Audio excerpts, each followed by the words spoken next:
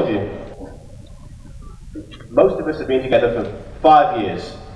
Some of us for longer than this, some of us not quite as long as that. It seems like just yesterday we were scared year 7s, and then we were arrogant year 8s, and even more arrogant year 9s. Thankfully, we have all changed. We are different people now. We must accept change and embrace it. A memory that sticks in my mind was my first lesson with Miss McCall. There I was, terrified and bright-eyed like many of you, year 7, and the first thing she said to this class of fresh-faced kids, "I don't like fun."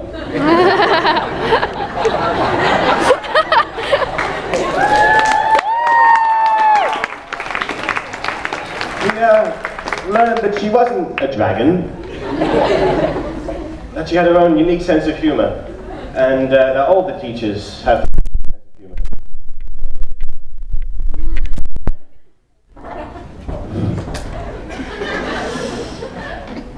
I would love to talk about our glorious sporting achievements. I personally cannot recall a single trophy we've ever received. Though that's probably more me than you. I think it works like herpes. We've been there so long.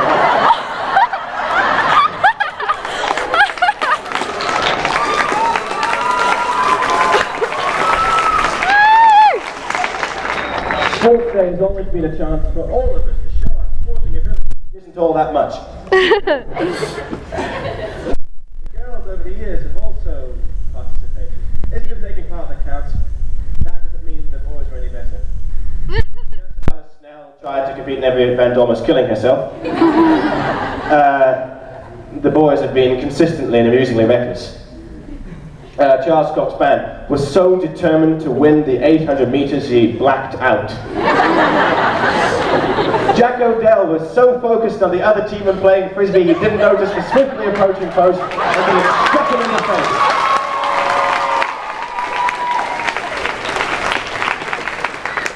Now I'll hand over to Paisley so she can talk some more. Hi, we've been here for 5 years now, and along the way we've made some amazing friends and shared a fair few memories. We've watched each other grow, change, and become much better people. We've come from being tiny year 7s, fresh-faced and innocent, to year 8 when all girls insisted on walking around holding hands and hugging every 5 seconds. And everyone lacked any common sense whatsoever. So our room on the Austria trip, me, Kirsty, Izzy and Robin. Common sense? Zero. Not only did we not lock our door when we went out, we didn't shut it. We left it wide open as though it was just a room in a house, thinking that nothing would get taken. Thankfully nothing did. And then we decided that we wanted to go into Laura's room after hours, so we jumped over a few balcony ledges to get there. That has to be my favourite memory of Stratford High. That trip made me so much closer with so many people, and I became far more confident after that, so thank you to everyone who went on the Austria trip. Year 9, loads of testosterone for the lads, bucket loads of makeup for the girls. And the most common memories being the chorus of "Way" in the canteen when someone dropped their tray, and the news of the fire arriving, and the entire population of year 9 flooded to that area of the school. At least we've all grown up a little bit now. Year 10. I'd say most of us grew up quite a lot that year, and so much happened. Friendship groups changed, people changed. The Belgium trip allowed all those that went there to mature so much. It was so emotional, and it really hit home what had happened and how lucky we all are today. I say most of us matured, however the lads still thought it was funny to try and make our room smell by using the toilet. Little did they know there were stacks of sanitary towels and Tampax, and then they fled the scene immediately.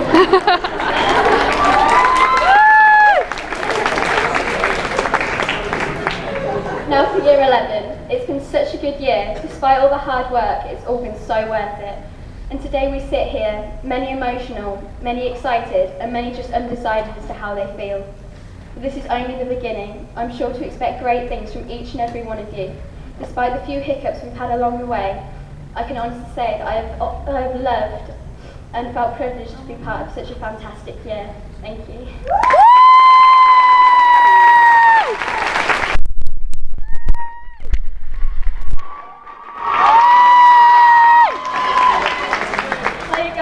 Right. Now as a year, we're really welcoming to our exchange students. We have had a large variety of cultures come to the school. Firstly, the Japanese in Year 9, in which we endured 6 weeks of making cabbage pancakes and playing Japanese games with girls in which I still cannot pronounce the name of, while many lads swarmed them with great hospitality, such as Matt Erdley. This brings us on to the French exchange. One person who provided them with such a great time, and the amount of passion she put into looking after them.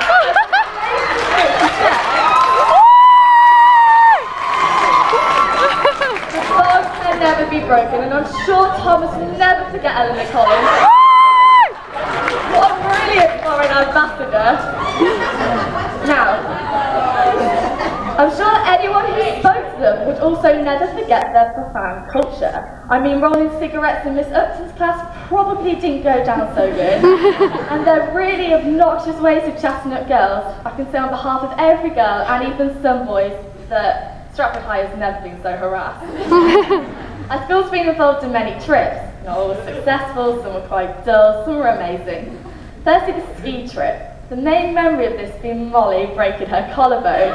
The amount of hours we all spent out checking if she was alright was ridiculous, but it wasn't even her awful skiing, in which she fell over about 50 times, that caused this stupid accident. I clearly remember the amount of falls off the T-bar. James' brain managed to fall off 4 times in a row. And the classic Numpty of the Day award went to Lorna Whale, whose life was endangered when she ate an orange pip and thought she was going to have branches growing out her ears. And finally there was Ed Lee. Ed Lee managed to get lost at the top of a mountain. Then there was the USA trip, and I think the one thing everyone will remember, even not having been on the trip, is James Dunbar. What a legend! First he put his rubbish unknowingly in a tramp's clothes bag and staked it to the nearest bin, and then walking through an airport with a bomb hat on his head. But no one could have pulled this off except James Dunbar.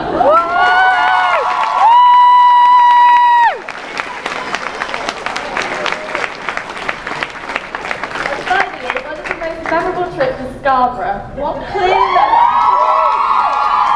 One clear memory is Emily Bradbury being one of the first people, followed by many others, to fall in the river screaming. The rooms were first class. On the first night, myself, Eleanor Collins and Maz managed to lose a quilt, and Maz had to sleep on a broken camp bed for the week. The sabotage that also went down in the rooms was ridiculous. Jonathan McRobb saw my Jammy Dodgers and still cannot admit to it, despite there being a video on someone's phone of him and Hamish Watson eating them. The dinner table seemed to be the focus of the day, because everyone was starving after climbing up hills. Everyone chose their tables. Unfortunately, Sappy and Charlotte decided to sit by each other. What a mistake. Every lunchtime there'd be a massive fight, and Charlotte would be cramped to the corner and Sappho would be the reigning champion. But I think the most annoying thing about the Scarborough trip was the 7 o'clock fire alarm on the first day. Everyone managed to run outside in their pyjamas, barefoot, stones in between their toes. I can't say I ever want to experience that again, and I certainly don't think Maz does, who pronounced to herself that she had no pants on.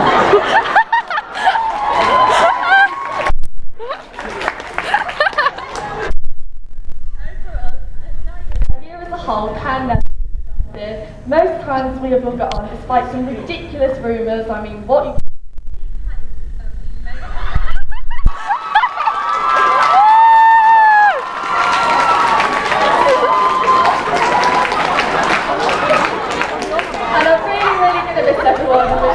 the best of luck, but while we're here, I'm sure we can all recognise one face in particular, in which we have missed tremendously. Since this figure disappeared, I suppose you could argue we may have turned slightly more insane. Can't really say we've matured with age, but Miss Helliker, ahead of year, all through our time really at school.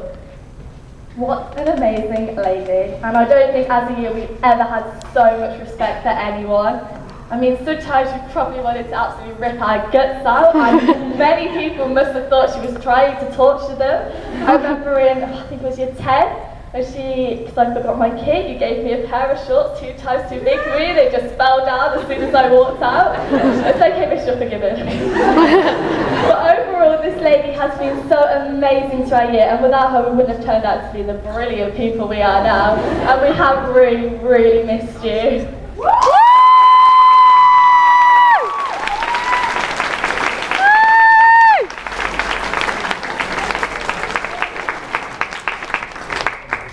That's distracting. We've learned something about our year. We are driven, we are genuine, we make mistakes, but our hearts are in the right places. There's not one of you who I could say isn't a good person at heart. Yes, even Eddie.